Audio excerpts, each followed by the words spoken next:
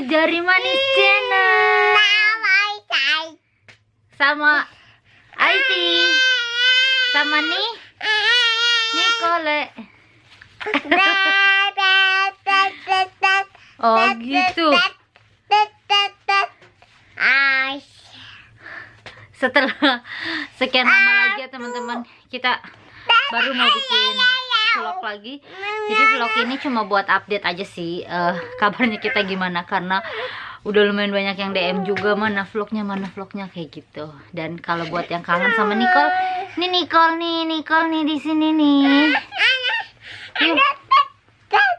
Nicole lagi pakai pelampung. Nicole mau berenang ya? Nicole mau berenang? Nggak mau berenang? Kenapa pakai pelampung di dalam rumah? Iya.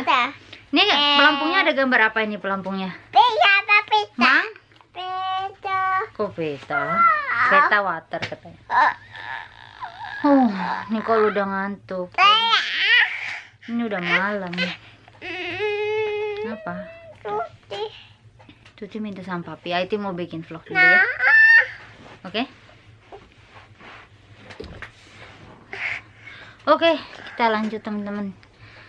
Jadi kabar kita semua alhamdulillah baik sekarang.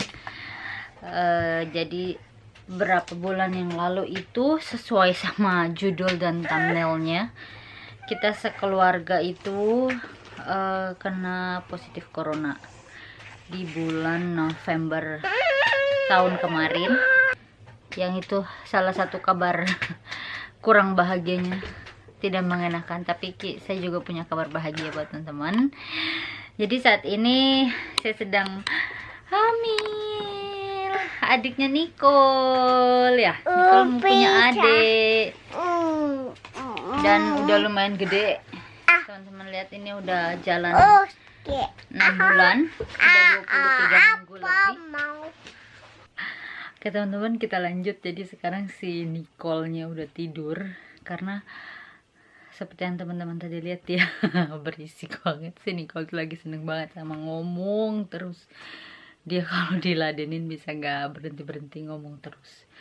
Jadi di sini saya mau ceritain soal si coronanya dulu, gejala apa aja yang kita rasain, terus tindakan pemerintah di sini itu menangani terhadap pasien corona itu kayak gimana. Nanti setelah itu baru saya ceritain tentang kehamilan saya gitu. Semoga video ini nggak terlalu panjang dan teman-teman nggak bosan dengerinnya.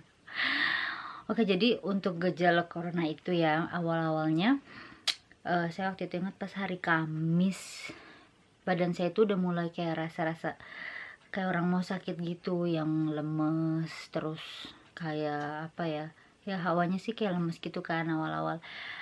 Terus saya masih sekolah tuh, karena sampai sekarang pun juga saya masih sekolah. Sekarang saya lagi PKL. Terus pas saya sampai bilang sama suami saya, kok kayak badan saya tuh nggak enak ya, kayak mau sakit gitu. Oh, terus kata dia, ya mungkin emang karena lagi bawaan bayi juga kali, kata gitu. Kamu juga kan lagi mual-mual. Memang waktu itu kehamilan saya memang masih baru sih, baru jalan 2 bulan ya, masih sedang mual-mualnya juga kan. Saya pikir ya cuma kayak masuk angin biasa. Nah hari Jumat ya itu makin ngilu gitu, kayak tulang-tulang belakang tuh rasanya kayak ada ngilu semua, sakit. Terus di hari Sabtu itu makin berasa kayak nggak enak sih, kedinginan, lemes, kayak orang apa ya, kayak masuk angin gitu sih, kayak orang masuk angin lah awalnya kan. Nah pas di hari Sabtu itu kebenaran saya ada pesan makanan sama orang Indonesia di sini juga. Tadinya saya kayak udah aduh apa nggak usah datang aja ya, karena kayak udah berasa sakit tuh di situ. Cuma karena saya nggak enak kan, akhirnya saya tetap datang lah, ketemuan. Untungnya ya cuma sebentar, cuma ngambil makanan, dan waktu itu saya juga pakai masker. Cuman pas habis ngambil makanan itu, karena saya ketemu sama teman-teman yang lain juga kan, jadi ada juga 2 orang, karena kita udah lama nggak ketemu, akhirnya kita tuh lanjut, kita makan bareng di restoran sampai malam, makan bareng gitu. Nah pas hari Minggu ya saya masih sakit kan, sampai rumah itu saya istirahat dan tiba-tiba langsung kayak hidung saya meler gitu, yang langsung bersin-bersin. Kata suami saya, itu mah kamu gejala flu sakitnya, kata dia gitu kan. Terus saya pun juga yang masih mikir, oh ya flu biasa kali ya. Saya nggak ada sedikit pun kepikiran sama sekali kalau saya itu kena corona. Terus saya tes temperatur juga normal, cuma memang saya tuh kedinginan banget, yang saya udah pakai jaket tebel ya, terus udah pakai selimut yang tebel sampai 2 lapis, itu kayak tetap menggigil. Tapi anehnya begitu dites itu pakai termometer, normal, suhu saya cuma 37 derajat, itu kan normal ya, enggak. Tapi saya nggak tahu kenapa saya kedinginan banget. Dan hari Seninnya kebetulan saya cuma sekolah, nggak harus datang ke sekolah, jadi kayak bisa dikasih modul, kita sebutnya hari modul gitulah. Jadi kita cuma belajar yang dari internet. Dan hari Selasanya harusnya datang ke sekolah, cuman karena saya masih flu, saya nggak berani datang karena memang nggak boleh. Kalau flu itu emang nggak boleh datang kan. Dan peraturan di sini dan peraturan di sekolah saya juga, kalau flu itu harus tes corona. Terus guru saya bilang, kamu harus tes corona, kata dia gitu. Akhirnya udah saya book lah untuk tes corona. Tapi saya masih kayak nggak kepikiran sama sekali kalau saya itu corona. Karena itu kayak bener-bener masih kayak flu yang cuma ya biasa ya. Karena memang flu di sini pun juga parah. Saya pernah flu di sini tuh rasanya nggak ada apa-apanya deh kalau dibandingin sama flu di Indonesia ya. Saya nggak tahu, mungkin virusnya beda atau gimana. Kita flu di Indonesia itu ya cuma sebentar dan masih boleh pergi kemana-mana. Tapi yang namanya flu di sini itu bisa sampai berminggu-minggu, dan gejalanya tuh benar-benar parah, yang sakit tenggorokan, pusing, pokoknya flu yang termasuk parah. Terus ya udah, akhirnya saya dapat slot untuk tes corona itu di hari Rabu. Hari Rabu saya pergi tes corona sama suami saya sama Nicole juga. Jadi Nicole juga udah nggak boleh pergi ke daycare karena saya kena flu. Jadi daycare tuh takut si Nicole juga kena flu, nanti bisa nularin ke teman-temannya. Jadi Nicole udah nggak boleh pergi ke daycare juga. Kita pergi tes corona yang dari mobil di rapid ya, yang masukin dari hidung itu kan. Terus ya udah cuman sebentar, besokan hari Kamisnya dapatlah saya hasil. Padahal di hari Kamis itu tuh kondisi badan saya tuh kayak udah berasa mendingan ya, udah nggak begitu demam, nggak begitu kedinginan.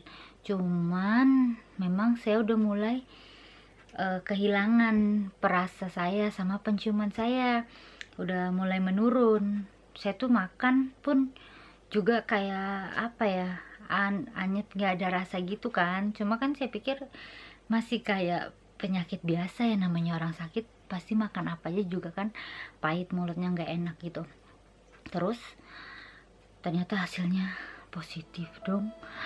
Dan saat itu tuh saya langsung nggak tahu ya, saya bingung, maksudnya kok gimana ya, satu sisi ya kaget kok positif gitu, dan mana lagi hamil muda juga kan, saya takut banget sama kandungan saya kenapa-napa gitu kan.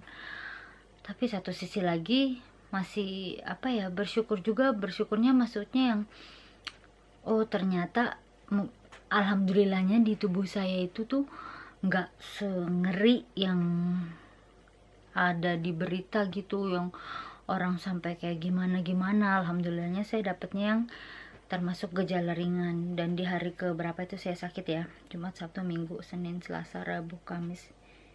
Ya hari ke-7 itu ya saya udah nggak demam. Cuma ya itu indera perasa itu saya udah mulai turun banget. Sampai makanan pedas pun saya nggak ada rasa. Menurut saya itu nggak pedas, garam saya udah nggak berasa. Sampai suami saya pun kalau saya masak itu ya, saya tuh kan maunya makannya sop. Terus pas saya sakit itu sampai dia bilang asin banget masakan, dia masih ada rasa. Terus karena saya udah positif, ya udahlah sekeluarga harus tes corona. Besokannya suami saya pergi tes.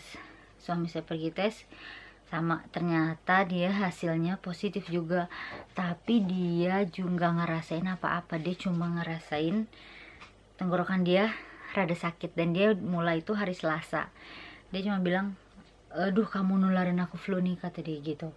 Dia pun juga nggak ada kepikiran kalau dia itu bakalan positif, tapi karena saya udah positif, otomatis dia juga positif lah.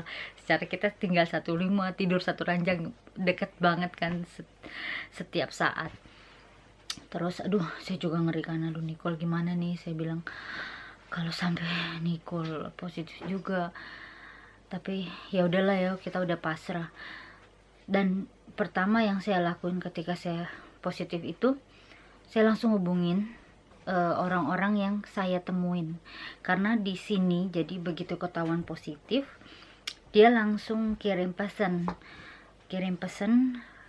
langsung dibilang bikin list untuk orang-orang yang saya temuin setelah sebelum 2 hari saya merasakan gejala. Jadi kalau saya waktu itu kan ngerasain, menurut saya gejala yang benar sakit itu hari Jumat. Nah 2 hari sebelumnya itu berarti hari Rabu. Dengan jarak temu itu, jarak ngobrol atau kurang dari 2 meter. Dan dalam waktu lebih dari 15 menit. Harus bikin list.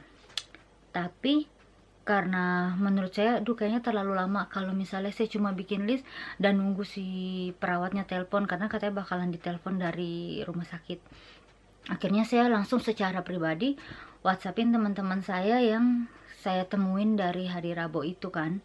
Saya WhatsAppin mereka, saya bilang saya positif corona, lebih baik pada tes juga, kata saya gitu kan, buat jaga-jaga aja kan, karena saya juga nggak mau sampai disalahin kalau misalnya saya nggak ngomong sama mereka kan. Dan lebih baik sih jujur aja lah, kita bisa biar mereka pun seandainya ada yang positif lebih bisa antisipasikan dan lebih cepat ditanganin.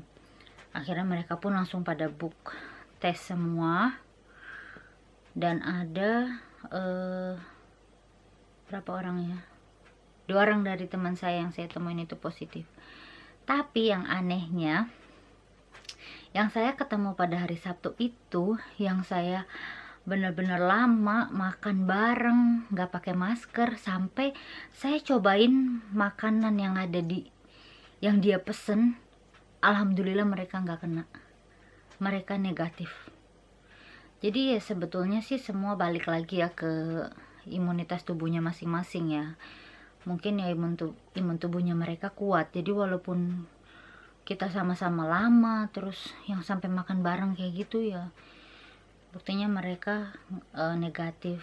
Dan ya yang ada juga yang positif ini, kita emang makan bareng juga lama, berapa jam ya lama, lebih dari 2 jam gitu deh. Tapi nggak berdua doang, waktu itu kita makan 1, 2, 3, berlima gitu ya. Dan yang positif 2 orang ya, mungkin yang positif ini juga memang lagi low imun tubuhnya. Oke, setelah saya hubungin mereka itu, saya nggak ditelepon ya, saya nggak dapet telepon sampai hari Senin depannya saya baru ditelepon. Jadi setelah saya sakit selama berapa hari ya, 7, sekitar 11 hari saya baru ditelepon dari rumah sakit. Karena memang pas pada saat saya kena corona itu, kasus di sini tuh benar-benar lagi melonjak-melonjaknya lagi second wave. Jadi benar-benar lagi tinggi, lagi banyak yang kena corona ya. Mungkin rumah sakit juga lagi kewalahan ya. Jadi ya pada saat itu saya ya udah di rumah aja, cuma makanin buah kayak gitu-gitu.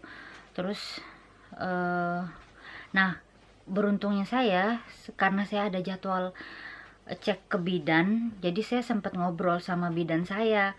Karena kan saya cancel kan, nggak jadi karena saya flu, itu saya belum tahu saya corona. Terus dibilang sama bidannya, ya udah boleh makan Panadol aja, kata dia gitu, kalau demam atau apa makan Panadol. Akhirnya selama saya nunggu ditelepon dari rumah sakit itu, saya cuma makanin Panadol setiap hari, selama sehari 2-3 kali sih, tergantung. Kalau saya berasa nggak enak ya saya minum Panadol. Dan setelah demam saya mendingan, Itu gejala lainnya itu yang saya rasain, kepala saya tuh pusing, tapi pusingnya cuma di sebelah kanan dan di bagian kepala sini, di atas ini itu tuh kayak bener-bener abis yang dipukulin orang gitu sakitnya, sampai yang disentuh gini aja tuh sakit. Tapi saya nggak ada batuk, saya nggak ada sesak nafas sama sekali pada saat saya kena corona itu. Udah, jadi ya selebihnya itu aja sih, badannya ngilu, meriang, terus ini meler ya, sama pusing, terus kehilangan indera perasa sama penciuman. Nah setelah itu kan dari ke-11 baru ditelepon sama si bidannya, sama si rumah sakit, baru ditanya-tanya gejalanya kayak gimana kayak gitu. Terus saya bilang saya udah merasa mendingan, saya udah nggak ada demam ya, cuma kepala saya aja pusing, indera perasa saya hilang. Dan karena saya lagi hamil, dia akhirnya saranin saya untuk pergi ke puskesmas, ambil obat kayak suntikan pengencer darah. Karena katanya kalau orang kena corona itu dia bisa kena pengentalan darah gitu, apalagi karena saya lagi hamil kan, mungkin sirkulasi darahnya nggak lancar atau gimana. Akhirnya saya pergi, dikasih obat suntikan itu. Saya harus nyuntikin di perut saya selama 1 bulan. Itu sih yang menurut saya nggak enak banget, karena iya awal-awal tuh saya bener-bener yang ngeri banget, apa ya, nyuntik sendiri gitu. Dan saya juga nggak mau minta tolong sama suami saya karena saya nggak percaya sama dia, lebih baik saya nyuntik sendiri deh. Selama sebulan itu sampai pada biru-biru perut saya semuanya, dan saya lagi hamil. Saya nyuntik-nyuntikin gitu setiap pagi. Sama juga dengan suami saya, karena suami saya itu memang dia udah punya penyakit bawaan pengentalan darah ya, jadi dia harus udah wajib banget pakai suntikan itu, dan dia dosisnya lebih tinggi. Dia sehari 2 kali harus nyuntik, sedangkan saya cuma 1 kali selama 1 bulan gitu. Dan memang sih dipantau terus, setiap hari itu selalu ada orang rumah sakit telepon gimana keadaannya kita kayak gitu-gitu. Dan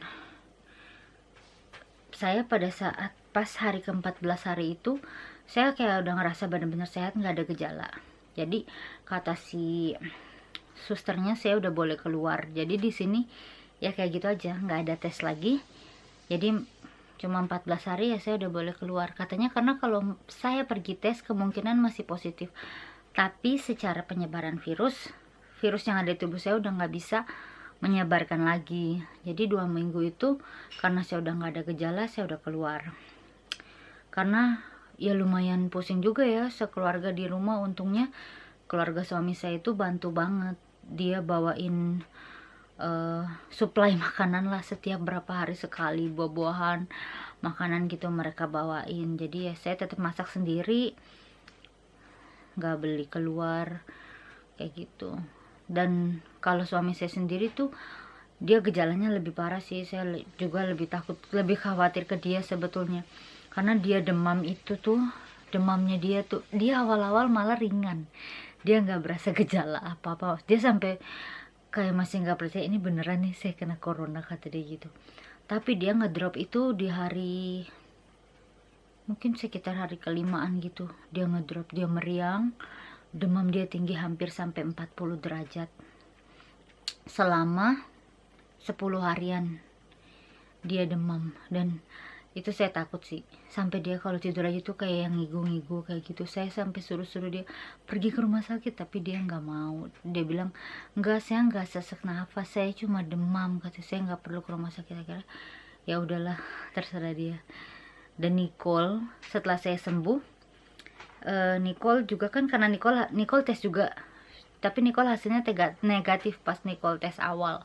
Nah Seninnya itu kita mau balikin Nicole ke Paifakoti, karena saya harus sekolah juga, jadi ya lumayan nguras waktu juga kan. Saya masih harus ngurus Nicole, masak, saya harus sekolah kayak gitu, walaupun saya cuma di rumah. Jadi kita mau kirim dia balik ke daycare, tapi daycare harus punya peraturan Nicole harus tes lagi sebelum dia masuk ke Paifakoti. Akhirnya dia dites lagi dan ternyata hasilnya positif. Tapi hitungan kita karena Nicole itu udah sama kita dari sebelumnya, dari pas saya positif, jadi kemungkinan ya dia tes awal itu negatif, tapi pas besokannya itu dia tuh mulai kayak ada diare gitu. Sehari dia pupnya sampai 3 kali, yang biasanya dia nggak pernah sampai 3 kali. Walaupun nggak yang diare parah sih, tetap secara tekstur itu masih, menurut saya masih normal. Cuma dia makan, dia lapar terus, dia maunya makan terus, dan selama 3 hari itu dia pup sehari 3 kali berturut-turut. Itu cuma itu aja kalau di Nicole. Jadi kita juga kayak nggak percaya Nicole positif, karena dia benar-benar aktif, dia masih loncat-loncatan, dia masih riang gembira, makan dia banyak. Ya mungkin itu ya karena anak kecil, dia punya imunnya masih bagus, jadi dia nggak terlalu ngerasain lah kalau dia itu sakit. Udah, Nicole pun juga cuma nunggu berapa hari ya, hitungan 2 minggu dari sejak dia tes negatif itu. Hari Rabu atau Kamisnya dia udah boleh balik ke Pak Evakoti lagi. Kayak gitu ya, saya bersyukur ya, maksudnya kita sekeluarga bisa melewati si virus corona itu. Dan alhamdulillahnya orang yang ketularan dari saya pun alhamdulillah mereka juga udah sehat. Walaupun ya mereka juga, dan hampir sama sih gejalanya, mereka juga ada demam tinggi kayak gitu beberapa hari ya. Tapi alhamdulillah kita semua masih yang gejala ringan dan masih bisa ngelewatin itu. Kita nggak sampai pergi ke yang rumah sakit harus sampai dirawat di isolasi, harus pakai bantuan ventilator segala macam. Alhamdulillahnya nggak sampai kayak gitu ya. Jadi ini juga buat pelajaran, semoga ini ya berguna ya buat teman-teman. Sharingnya saya, kalau misalnya begitu teman-teman tahu corona ya, kalau bisa jangan disembunyiin, langsung kontak ke teman-teman yang memang berhubungan dengan teman-teman ya. Karena menurut saya sendiri banyak orang yang lumayan kepo juga, walaupun dia secara nggak langsung tidak ada kontakan dengan saya atau tidak sesuai dengan syarat yang dikatakan oleh pihak rumah sakit sini ya, dengan jarak kurang dari 2 meter dan dalam waktu lebih dari 15 menit. Tapi mereka yang udah yang heboh, super panik, atau yang pengen tahu segala macam. Kadang itu yang bikin, pas saya sakit itu yang bikin saya lumayan capek sih ya, kayak ngeladenin setiap orang satu-satu itu yang nanya gejalanya gimana kayak. Oke, jadi saran saya ke teman-teman, kalau begitu teman-teman tahu ada temen orang dekat atau temennya teman-teman di rumah yang kena corona, cukup 1 kali tanyain kondisi dia kayak gimana. Kalau misalnya dia bilang dia oke, dia sehat, oke, ucapin semoga cepat sembuh. Dan kalau memang teman-teman mau menawarkan bantuan, silakan tawarkan bantuan, tapi nggak perlu yang harus nanya panjang lebar dari A sampai Z. Yang teman-teman bisa tanyain itu setelah orang itu sembuh, yang mungkin kondisi perasaan dia udah enak, kondisi badannya udah enak. Kalau ditanyain pada saat dia lagi sakit, yang dia sendiri aja tuh udah pusing sama kondisi badannya dia sendiri kayak udah ngedown. Dia kena positif corona, ditambah harus dilimpahi yang bertubi-tubi pertanyaan, itu mungkin bisa bikin moodnya dia makin gak enak kayak gitu aja. Itu kayak udah kepanjangan banget ya saya cerita tentang corona ini. Semoga bermanfaat. Dan untuk kehamilan saya sendiri, alhamdulillah semuanya sehat. Bayi saya sehat, udah di USG 3 kali, semuanya lengkap. Sekarang saya udah masuk 23 minggu plus 3 hari, dan udah lumayan gede seperti yang saya tunjukin sedang. Dan ini udah lumayan gede, udah lumayan ngap. Tapi saya masih kerja, masih dikasih sehat, dikasih semangat, alhamdulillah. Nih suami saya lagi ngeledekin, lihat, jangan ya gitu aja. Nanti saya bakalan ada update di video selanjutnya, mudah-mudahan saya nggak males soal update kehamilan saya. Mungkin di video ini saya lebih banyak bicara soal si virus corona. Semoga video ini bermanfaat buat teman-teman. Dan untuk teman-teman yang sekarang lagi berjuang melawan corona, saya selalu doain semoga teman-teman cepat sembuh, dapat gejala yang ringan, dan jangan patah semangat, tetap semangat untuk sembuh. Oke teman-teman, makasih udah dengerin cerita saya panjang lebar. Semoga kita semua selalu sehat, dijauhkan dari segala virus, dan jangan lupa jaga kesehatan, selalu cuci tangan, jaga jarak, pakai masker. See you in the next video. Bye bye.